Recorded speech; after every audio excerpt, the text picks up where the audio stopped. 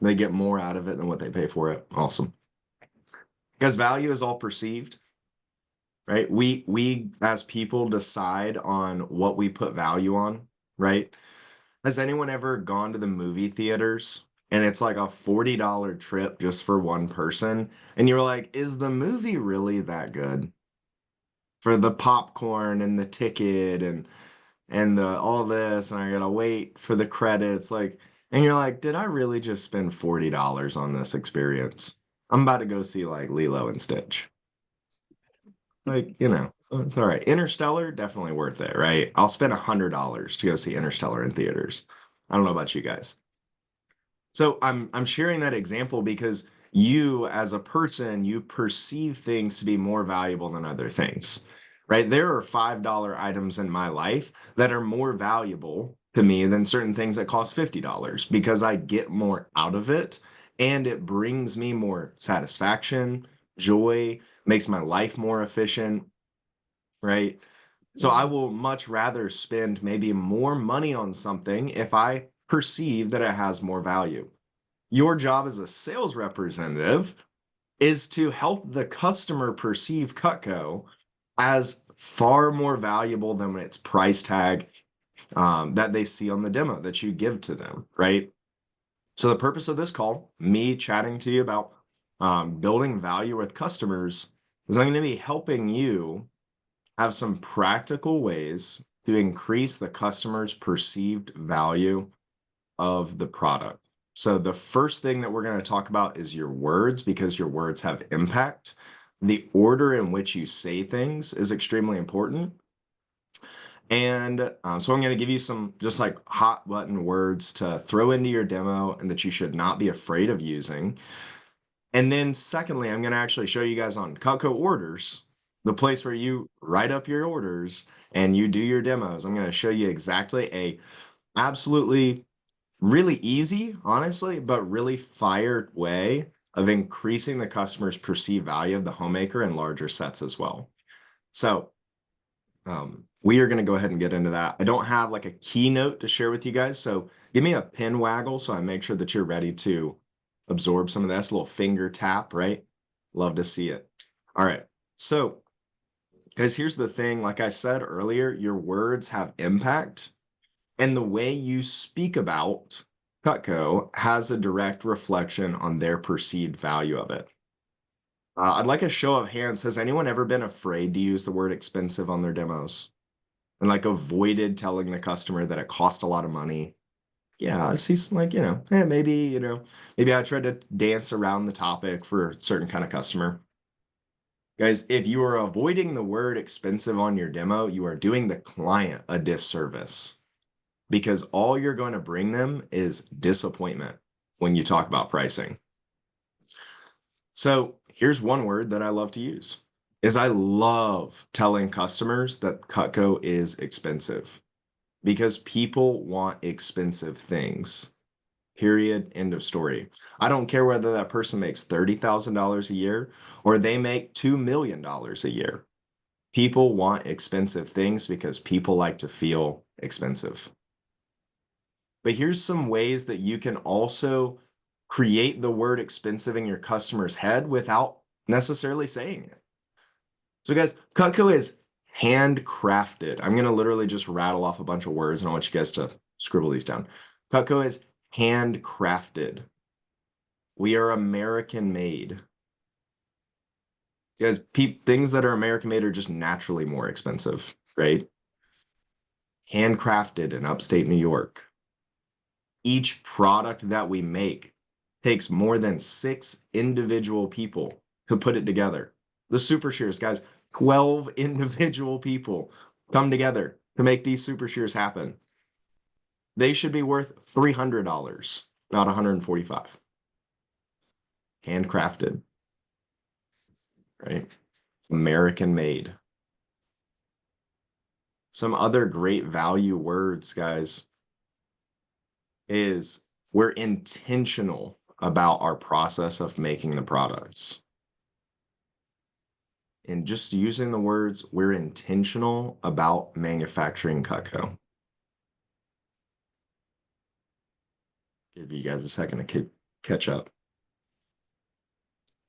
Some other ones that I utilize in my demos and my service calls and behind the booth, for instance, especially whenever I'm talking about our entire product line as a whole, whether or not I'm pitching a kitchen or just discussing about the concept of Cutco, guys, is I want our customers to also understand that we are the opposite of planned obsolescence. Does anyone here know what planned obsolescence is? Just raise your hand. Okay, some of you guys. Planned obsolescence is this thing.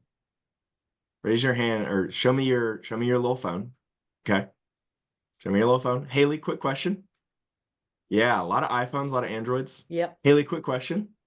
How many times have you bought one of these in the last 10 years of your life I have bought since at you were in high least school? 4 iPhones since I was 16, 4 or 5, And these things, guys, are about $1,000 a pop, if not more. I 1,200. had my Verizon guy sell me the most expensive one because it was a tax write-off. Most expensive thing in your life that you buy every 3-4 years. And we use it every day. The Yep. iPhone has a lot of has a lot of perceived value because you can do anything with it. Okay? You can look up the answer to pi in 2 seconds, right? And people have no problem spending $1,000 to $2,000 on their phone every 3 to 4 years, but iPhone does a really good job of making it fall apart every 3 to 4 years. So you go and buy another one. What does Cutco do?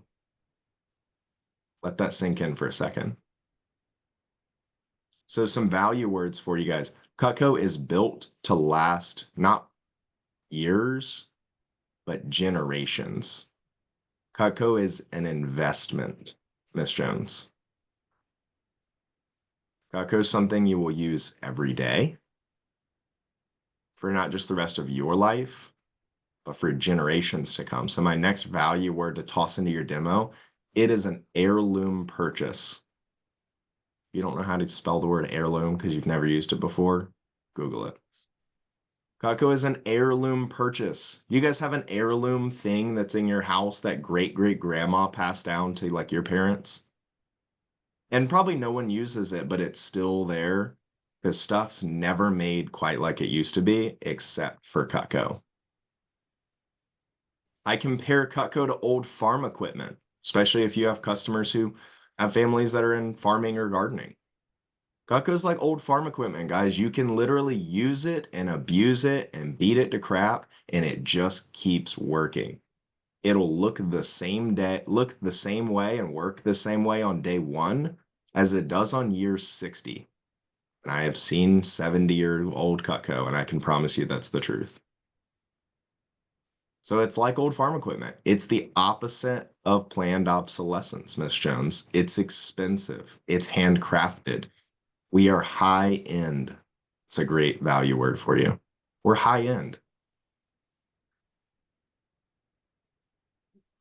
I see some busy fingers there working around their little notepad. So I could keep going, right? I could keep going, but I want to give you guys some new words to start sprinkling into your demo with that. And now what I want to show you guys is how to leverage Cutco orders on the value building portion and excuse me, and then how we're going to actually implement that to increase the customer's perceived value of our sets of knives. So I'm actually going to screen share here in just a second. I have 2 separate things I'm going to share. One is on, excuse me, one is not on product quality, Carson. One is on features and benefits. So I'm going to screen share here, guys. Let me know if you're able to see my screen. Okay. If you can't, holla. Cool. Because the way that you talk about this slide right here, thanks. The way that you guys talk about this slide on your demos is so paramount. Is so paramount. It's so easy to cut the corner and just be like, yeah, Ms. Jones, we got this wedge log handle here. Look how it feels. Awesome. Cool. And we put like the metal all the way through it. Yeah, we use like silver nickel. I don't even know what that means. But yeah, I mean, the steel's expensive. I think it's like stainless steel. I don't really know what it's made of actually. Some of you guys are cutting corners hard on building value, and then your customer at the end of the demo goes, "Yeah, I don't know. I just don't know if like I don't really need it, right? Like I don't really want Cutco. I can't really afford it, right? And it's like, Miss Jones, how'd you get to work today in a car? Your car payment's like $800, depending on the car. It's like, yeah, you can afford it. You just don't want Cutco. And guys, people do not buy what they need, they buy what they want. There's plenty of things in my life and your life that you kick down the road. You kick the can down the road because you need it. You do not want it. I'm overdue for my oil change by 2,000 miles. My truck's going to be fine. It's a Tacoma. But I don't want to go get my oil changed. I'll spend $75 on some random thing for my office though, because I think it looks my background looks sick. Okay. I'll spend money on Cutco because I want that, right? I don't need Cutco. I have plenty of it. So when we're talking about the quality of the product, it is your job to create desire in the way it's made. Imagine this is one of the best, analogies that I've ever been taught myself. Imagine that you are either a dealer at a like Porsche or Lamborghini dealership, guys, or imagine you're like working at the Louis Vuitton store. Okay, so like let yourself find that place. Does the worker at the Louis Vuitton store like A show up in sweatpants and a wife beater?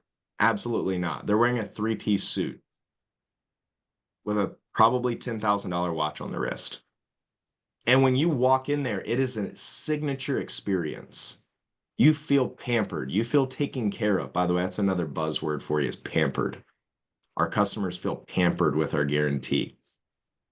So when you talk about the wedge lock handle, it's all about how you say it and your words have matter, right? So when you put that petite carver in your client's hand or you're showing it to them on your virtual demo, right? Show them and take it slow and be like, Miss Jones, the wedge lock handle, it just wraps perfectly into your hand, right? It's like holding a baby bird, Mrs. Jones.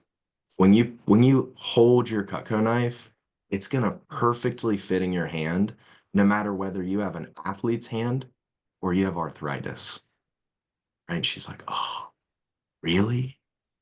And you're like, oh, Miss Jones, that's just part number one of why we're so expensive. Let me keep going. Miss Jones, the silver nickel rivets, and like guys, don't make stuff up, right? Like don't make up like random crap. Like Miss Jones, the silver nickel rivets are one of the most expensive materials that we could put into these handles. We didn't do it that way because we're cheap. We did it that way because we're expensive and we wanted it to last forever. Though thermoresin handle, Miss Jones, we could have gone with cheap plastic. And guys, remember, you're still the Louis Vuitton employee, right? Miss Jones, we could have gone with the cheap plastic our competitors use. We could have gone with wood that's only going to look nice for a couple years. But we went with thermoresin because it's the same stuff that football helmets, bowling balls are made of. And you're never going to have to worry about grease, bacteria, grit, dirt, sweat, blood, getting all up in your knives. Miss Jones, do you like to be sanitary? He's like, of course I do. I don't like to be dirty. I'm like, cool. Thermoresin was built for just the people like you. She's like, oh, really? You guys see how I'm framing everything? Everything is special.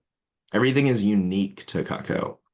If you fly right through this portion of your demo, I promise you, you are missing out on massive amounts of CPO. Massive amounts of CPO. Any way that you can let the demo work for you and then you throw your pizzazz onto it. All I can say for the quality slide, guys, imagine, imagine your customer just walked into your Louis Vuitton store of Cutco, and it is your job to give them the most exceptional experience of seeing the product for the first time as you explain it. So that was my part number one on the demo. Part number two on the demo, guys, is when we talk about competitive cutlery. I'm not going to even lie to you guys. I used this as a brand new representative. I made this small switch in my script. If you're just started, like literally you're in your fast start, put this one in the back pocket, okay? Because this one's a little higher level Yates, right? like demo tip. If you've been selling Cutco for a couple weeks, I definitely recommend that you at least like do some variation of this. Because when we talk about our competitors out there in the market, I have literally seen customers drop five, 10, $15,000 on shun knives before. I have a client of mine who lives out on the lake here in WNC, guys, and she has bought 3 shun sets in her lifetime before she bought Cutco. She dropped 15K on knives just because they were nice. She cooks 2 days of the week. All right.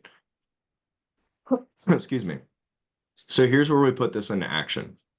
My goal of teaching you this and my goal of implementing this on my demo, I want my customer to think and believe that Cutco, the homemaker set, is worth not 2,000, not 4,000. I want Miss Jones to be thinking that like the homemaker's 5 grand, the Siggy is 8, and the Ulti is 10. All right. So can I get a volunteer to kind of play along and be Mr. and Mrs. Jones? Quick. City, you want to work with me on this one? All right.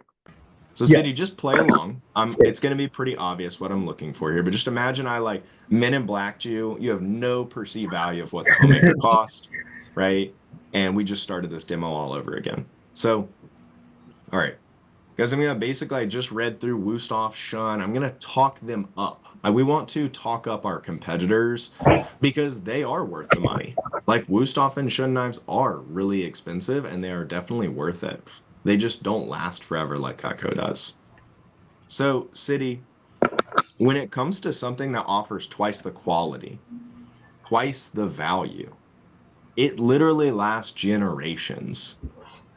You'd probably expect Cutco to be, I mean, at least twice the price of our average Wusthof or Shun set. Would you agree, City? Yeah. Yeah, exactly. So at twice the price of, say, a Wusthof set or a Shun set, Mr. City, this Shun set, it's about $3,400, maybe 3K on sale. So City, considering that the Shun set has the exact same amount of pieces as our Homemaker set, City, how much do you think that the Homemaker set should cost? Be honest with me. 5 or 6K, the way it sounds. And that's a pretty good guess. That's a pretty good guess. If you don't mind me asking, Mr. City, you guys see how I switched to the next slide once I got the number I wanted. So, City, if you don't mind me asking, that was our basic set, right? Our Mhm. Homemaker, it's the most sold set of Cutco ever. Most people get that set, and you said it was about how much? 5 or 6 thousand. Okay, just making sure. That one's 18 knives. Our family size set has all of those basic set pieces plus our 4 most customer requested pieces plus 2 of the steak knives. 2 more. City, those 4 customer requested pieces are the 4 most purchased Cutco knives in the last 10 years.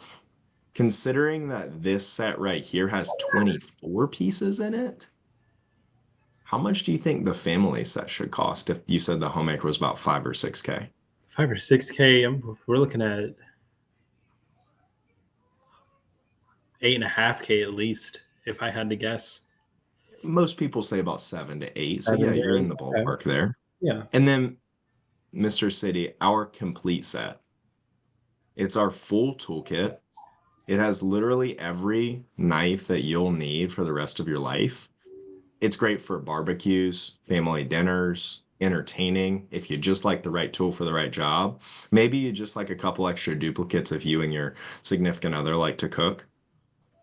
City, our ultimate set has not only those 4 customer requested pieces, all the basic set pieces, but it also has 5 of our gourmet specialty knives that clients asked for Cutco to make. Now, Okay. City, this set has 32 knives in it, 12 steak knives on the bottom, plus our scissors. City, it's twice the size of the homemaker set. How much do you think that the complete set costs? Just round ballpark here. 8, 9, maybe even 10K if it's twice as much. I mean, logically, like the math kind of works out there, right? Right. Most people, City, say about nine. They guess about $9 or so thousand, and those are all really good guesses. So, Mr. City, I just want to let you know our Homemaker Plus 8, it's our most popular option, like I said. It's great for folks that cook 2 to 4 times a week. It's got the 10 standardized tools that I mentioned earlier, 8 table knives, the wood block, cutting board, the sharpener for straight edges. Here's the great thing, Mr. City. The Homemaker does not cost $5,500. It doesn't cost as much as the Shun set at, which, like I said, is about 35 to 3 grand. City, our Homemaker Plus 8, get this, is only 1664.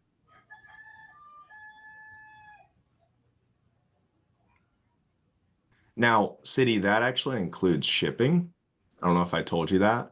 And most customers will just split it up on our Easy Pay, which is like reverse layaway, by the way. Okay. No interest, no credit checks, no background checks. They don't need your social for it, right? And then it's only like a grocery bill, like $337 today. So, City, I wouldn't be doing my job if I didn't ask you, do you want to go ahead and get your Homemaker set today and get your free gifts? Yeah. So, guys, my client's perceived value of the Homemaker is $5,000, $6,000 in some cases. I've had customers who literally, I build the value so much, and they are like, I had a lady say that the Homemaker was like 6,500. We got the ultimate price tag up to 12. It was ridiculous. I was like, oh shit, here we go. Right? Guys, when your customer says, and I'm so dead serious when I say this, if you have a customer who genuinely is like on board, you've built the value, you didn't cut corners, you talked about Cutco the way you should talk about Cutco, and they cut with it, they fall in love, they see how it's going to save them time, energy, and money, and they say that the ultimate is anything more than $7,000, selling a Homemaker set is a walk in the freaking park. And yes, you could take it a step further. You want to, ask me about how to sell more signatures and ultimate sets. Just ask for the order on the ultimate set first in that case. Especially if they said it's 10 grand and you tell them it's 3,800, they're like, huh? What? It's only what? Now you have customers saying it's only that much instead of saying, oh my God, I could never see myself spending 3 grand on knives. Because what you did is you intentionally changed the customer's perceived value of the product. So, do you close the Homemaker set every single time? Obviously not, right? You guys, everybody here with me, you guys think that when you help the customer in their mind start saying bigger numbers of what they think the product is worth, you guys think that it's generally easier to close those smaller deals too? Yeah, because you can just compare back to Cutco. Well, Miss Jones, like I said, the ultimate is $3,800, and you had told me that you figured just based on everything you knew, it was like 7, 8 grand, right, Miss Jones? I mean, we're talking about a $500 set of Cutco right here. Like, we're just going to get you started with Cutco, and then we can always build up over time with our upgrade program. And now they're not thinking that the $500 purchase is the craziest thing they've ever done. Now, because their perceived value has changed, and they realize, oh, wow, like I probably could spend a lot more money on Cutco. I could see myself, and they literally did see themselves spending 5, 6, 8 grand on the product. Then when it's like, hey, we're talking about a $500 set of knives. When I've done this correctly on my appointments, I've had customers apologize to me for not being able to buy the signature, the ultimate set. They're like, I'm sorry. I'm tapped out for today, right? Like the galley set's what we can start with. Can we upgrade to that later? And I'm like, you certainly can. Okay. So again, how you build value is through your words. It's through your tonality. It's through your timing. A lot of you guys will rush really quick, like through the most important parts of the demo, because you want to get to that, like, I want to get to asking for the order, right? Let's get to the pieces really fast, right? And then a lot of you guys will miss out on the stuff that your customer needs the most. That's what I want to focus on. You miss out on the things that your client needs the most to fall in love with it. Because if they don't A, want it, they don't B, see that there's perceived value in it, and C, they don't feel like they're getting a really fantastic deal in their own mind, then there's absolutely no reason why they should spend money on this product. They literally should go buy Chicago cutlery in that case. Because it's not their fault, guys. It's your fault. You decided to show up to the Louis Vuitton store in sweatpants and a wife beater. And that's how you approached your demo. So that's what I have for you guys on building value. I don't know, Haley, I know we started a few minutes late. Do we have like 60 seconds for any Q&A and then we do phone jam? Yeah, any quick questions? We'll take 60 seconds, so maybe 2 to 3 questions here, and then we're gonna get rolling with our phone jam so you guys can make 10 calls or book 2 demos at a minimum for this morning. Feel free to just type your question in the chat box. It's normally generally easier for Yeah, somebody to answer it. great. Ron, your comment. Cool. No questions. I guess I just am that good at teaching you guys value. 10K has a question. Yeah, besides the 5 features and benefits, what part of presentation you think is just as important in building value? Especially, excuse me, and this is coming from someone who did 5 straight months of virtual demos. When you don't have the product to give to them, use real world examples. So stories sell, facts just tell, right?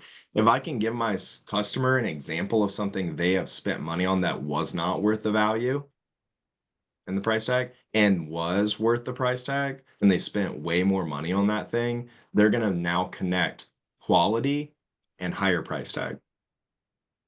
I use things like home appliances. I'm like, Miss Jones, have you ever bought like the cheap microwave that was like $80? How long that thing last you? She was like, like a year, and then it blew up, caught my kitchen on fire. I'm like, exactly. Do you know anyone who's ever bought a $500 microwave before?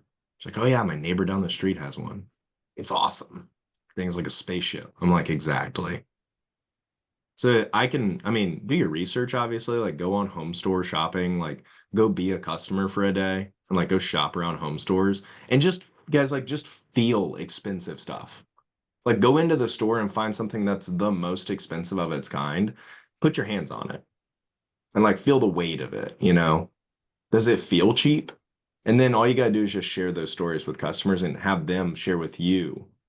Like, yeah, I mean, like I bought iPhone's not a great example because they're normally pretty well made, but you know, home appliances are a great example.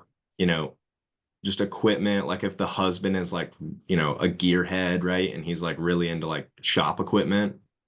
There's like Craftsman, you know, Craftsman, Snap-on, Matco tools, like 10 times more expensive than their competitors, literally last 200 years.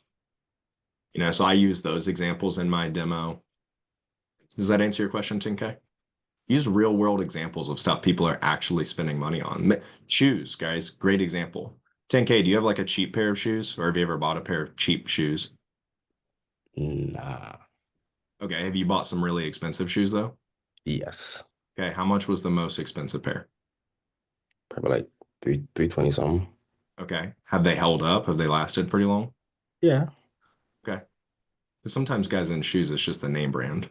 That's why they cost what they do, right? It was the brand. I'd be willing to bet that my Chacos are going to last a lot longer than your pair of Balenciagas, but that's a different story, right? But a pair of Chacos are a great example, right? Those sandals, guys, they're like $120 nowadays. But those things will last you like 5 straight years. You wear them out every day if you want to, and they're just not going to fall apart. 10K, do you see the example I just used there for you too? Yeah. Yeah. It's like guys like shoes, clothing, home equipment, right? Like stuff in their kitchen, stuff in their garage. Obviously, like you could use cars, but it's not really comparable. So I hope I answered that question a little bit better there. Second round 10K. Yeah, cars and iPhones generally also like, yeah, the iPhone's a good example. Obviously, guys, there's a big difference. You're going to get less performance out of a Honda Accord than you would a Porsche GT, right? It's less fun, and it's, you know, I don't know which one's going to last longer, probably the Honda, right? but obviously like less fun, less performance, less speed, less luxury, right? So it's like that's where you like get what you pay for. Cloth interior versus leather interior kind of concept. Cool. Well, unless we have any other questions, then it's time to make money this morning. It's time to do our most profitable activity. Any final thoughts? If you guys have a final question or thought, go ahead and drop it in the chat for me, and I'll try and respond to it during our phone jam. Haley, do you want to take us away? Yes. Okay. So like I said, guys, go ahead and tee up. Haley loves iPhones. You're funny. Cool. Go ahead and tee up your phone jam list. So everyone should have 10 to 20 people that they're going to call this morning. So what is the standard for this morning? What is your standard for this morning? Go ahead and put that in the chat box. So what is your standard for this morning? Go ahead and put it in the chat box for us. And I'm going to pull up our phone jam board while everyone is posting their standards. So what are you going to make happen in the next 20 to 30 minutes?